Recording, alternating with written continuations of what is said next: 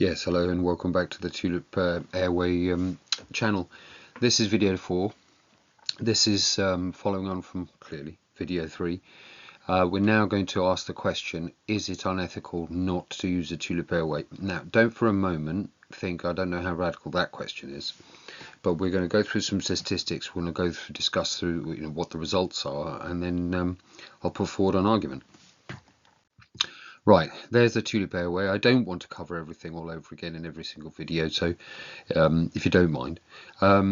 So what I'd like to do is, for the people who didn't see the early videos, please do, because basically this is a series of points that let them come to this argument of, is it unethical not to use a tulip? So all of the facts before do matter. Now I'm going to get straight into the nitty-gritty of this. Now, this was basically the results of a Tulip versus Guedel study in randomized controlled trial, and the results were published in Anaesthesia. They're available on the website. Man and Manikin is a comparison of both the human study and the Manikin study. Both. There's an individual human study which is randomized controlled trial in anaesthetized patients, and there's another one which is in mannequins, and this is basically going to compare figures from both, but we're going to look at the human study first. Then this one, what you've got, and again I've covered this in the previous video, so I'm just going to reiterate points that bring us to that question of, is it unethical not to use a tulip? All right, so we're going to evidence that. Now, an inexperienced user is defined as somebody who's trained in BLS and supposedly in Guedel and face mask skills, but is not anaesthetics. Now, we're comparing a consultant anaesthetist and an inexperienced user, both using a Guedel and mask, right? So this is a comparison of user rather than equipment. Now, unsurprisingly, the consultant completely destroys the inexperienced user, because that's what makes you a consultant anaesthetist. You can use a Guedel, nobody else can.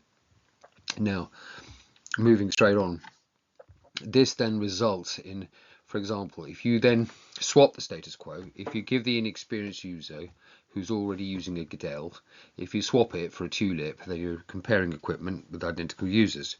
In this case, the tulip provides significantly higher levels of everything. More CO2 is removed, more ventilation pressure, much bigger tidal volumes, significantly more oxygen. Okay.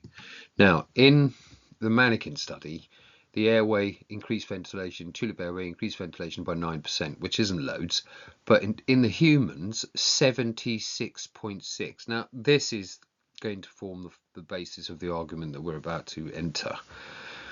In both man and Manikin studies, 100% of people succeeded. Okay, which is pretty serious. With the tulip, no requests for assistance in either the man or the Manikin study. With a Guedel, 20% requested assistance in the Manikin, 25% requested assistance in the human study. And these are people who've been annually trained in BLS skills for the last God knows how long. Now, this is important, that figure. Remember the 000. Now, the human study showed a huge difference, right? The human studies, basically 96% of people could get a tulip in first time, right? Only 78% of people could get a Guedel in first time in a human.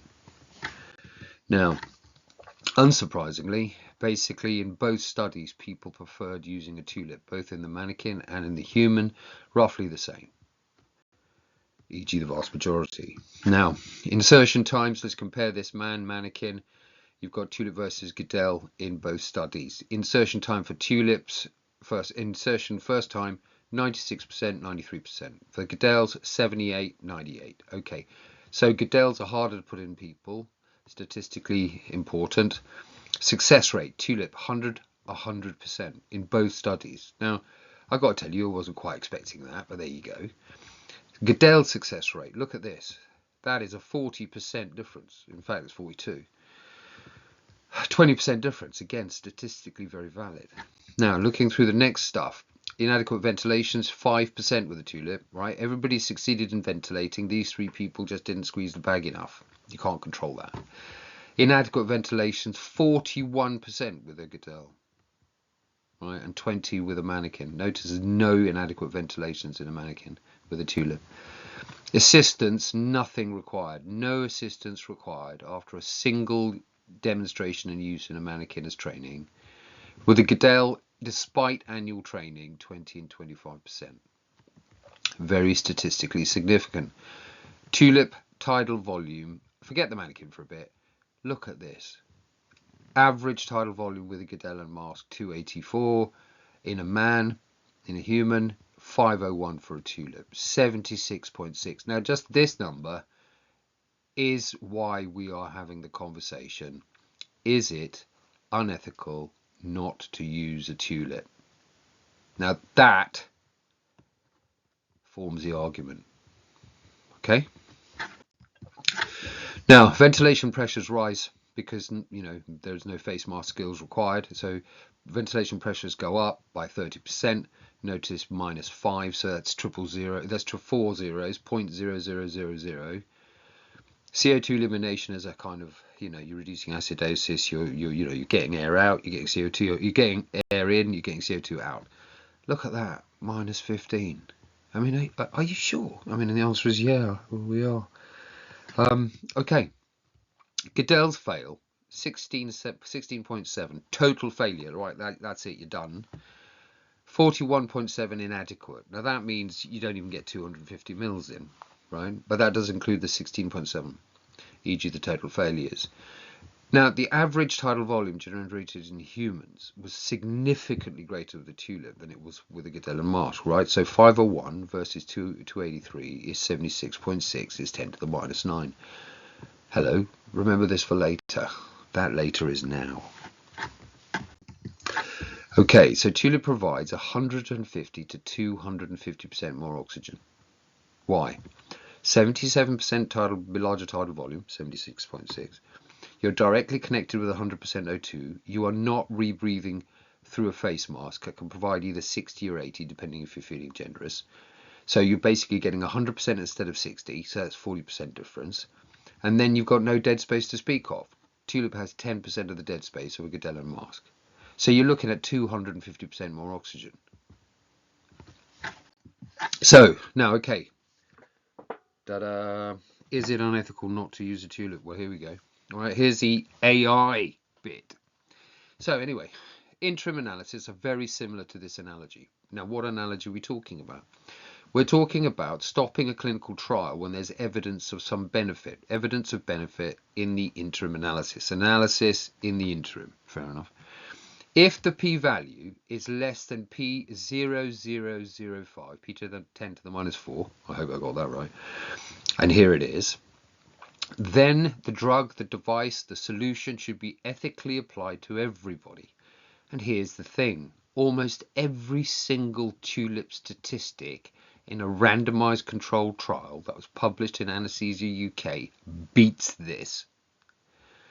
Here it is. Therefore, for interim analysis, a more conservative boundary is used. One example is a Peto boundary of Z value of 3.5, P 0.0005. Okay, so that's basically a significant difference that demonstrates. Now here we go. Well, here are the original figures from Tulip. Now we were never able to publish this because publications tend to anchor results at either 0.05, e.g. 5%, and it's significant, or 0.01 and 1% and it's highly significant. They don't like kind of hyperbole. They don't like, blimey, that's massive. So basically we had to stitch up the figures. We had to change the figures for publication. Now I'm not sure that's right. Now I get it, okay, it's rounding up and all this, but hang on. The act of, look, let's go through the figures first and I'll go with the rest of it. These are the breaths by breaths that we measured in the Tulip versus Guedel study in randomized controlled trial in anaesthetized patients, right? Breath 1, breath 2, breath 3. What we're measuring: tidal volume ventilation pressure, carbon dioxide elimination. Okay, so breath 1, here's the difference. Tulip 497, Guedel 266. I mean, that's half, isn't it? Now, all of these figures are the same. So tidal volumes, IPPVs, CO2s, right, all the way through. Okay, and you can compare them. 4.9, 4.8. I mean, look at the differences here, right? It's literally half, isn't it? Here is what this whole video is about. Average tidal volume, the p-value is 1 times 10 to the minus 9. Okay, so not minus 4. Then we've got minus 6, minus 16, minus 8, minus 5, minus 15, minus 9, minus 5, minus 14. Every single one of them beats 3 times 10 to the minus 4. All of them. So why does that matter? Because internationally accepted publishing standards forced us to change the results so you never saw them.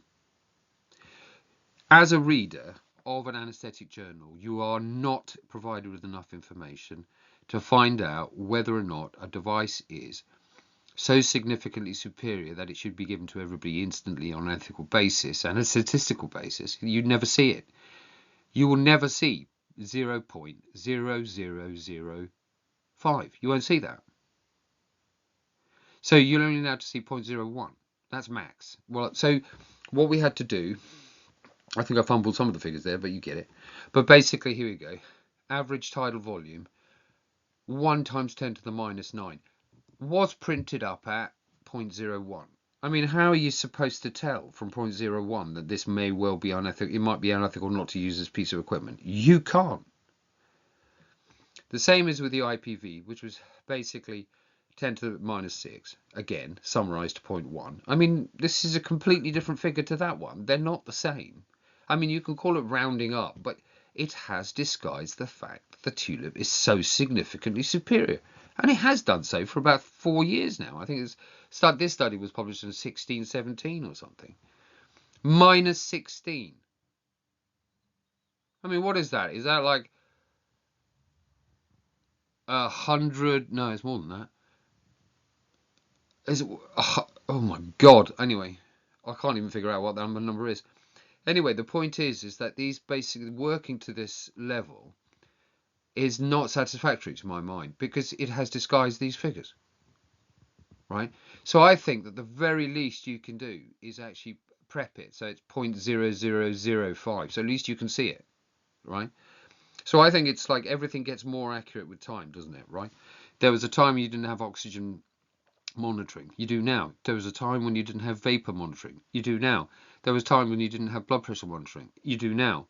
So basically what you need to do now is get more accurate. I mean, you know, it's like, I keep talking about cars, but that's my thing. Motorbikes and cars, I like that. But basically, good quality engines have extremely fine tolerances.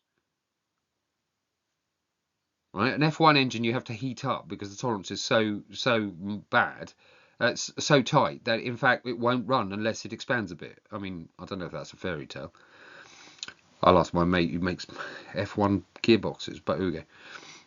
But my point is that you now need to get significantly more accurate with the way you're looking at your data, because at the moment I think this is a case in point whereby a study and results have been stitched up.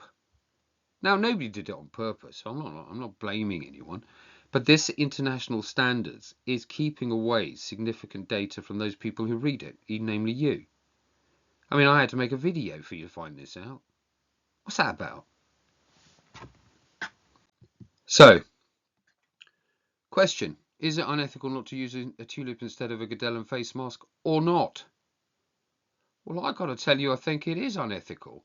I showed you the threshold. So P is, you know, less than 0.0005, and we are miles past that.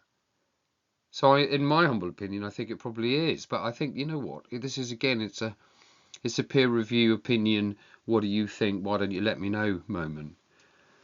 Because I can't make that decision on my own. I don't think I should. Do you? So, you know, and it's like basically it's a case of, here is the evidence. Let me know what you think. Again, the website, There's a couple of videos on this series now just to do. I think one of them relates to expense, as in the Tulip saves you money, which should basically help you, acquire some for your department, because if it saves money, when will they stop you? And what's the other one? The other one is, oh yeah, the Tulip can do what no other things can do.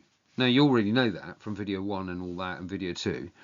But what we'll do in the next video is we're going to go through bronchoscopy, endoscopy, ENT, and endotracheal intubation, those things, right?